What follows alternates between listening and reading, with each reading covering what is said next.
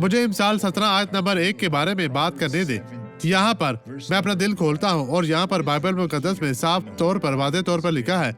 वो बहुत अहम है क्योंकि ये यहाँ पर आपके लिए है। आसमान से एक पैगाम है और यहाँ हमारा खुदा दर जाल कहता है, सलामती के साथ खुशक नवाला।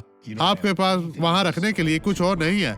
आप चाय नहीं पी रहे, आप कॉफी नहीं पी रहे, आप सिर्फ कुछ खाने का इंतजाम करते हैं। इससे बेहतर है कि घर नेमत से पुर हो और उसके साथ झगड़ा हो। सुअर का गोश्त, गाय का गोश्त, चिकन है, वहाँ पर सब कुछ है और ऐसी मीठी। लेकिन झगड़े के साथ जो शख्स झगड़े के दरमियान रहता है वो अच्छा नहीं रहता। मेरे जीजो, एक ऐसे शख्स पर नजर डालें जिसने अपनी अच्छी जिंदगी गुजारी और गवाही दी और उसने ईमान रखा और बरकत पाई। आपके साथ क्या हुआ मैं बहन? हमेशा लंगड़ाती थी। कब से लंगड़ा रही तकरीबन थी? 3 साल हो गए हैं। आप पहले कैसे लंगड़ाती थी? हमें दिखाएं। इस तरह जी। तो अब यीशु के नाम में आगे बढ़े। यीशु ने आपको शिफा दी है। आपका नाम क्या है? एलिस। और हमारी बहन एलिस को खुदा यीशु ने शिफा दी है। अब इस रास्ते पर चले। यीशु के नाम है एलिस। अब इस रास्ते पर चले बहन, ये बहुत खूबसूरत है। और हमारी बहन एलिस को खुदा यीशु ने शिफा दी है। खुदा तेरा शुक्र हो। आमीन।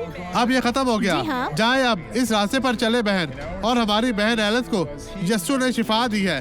खुदा तेरा शुक्र हो।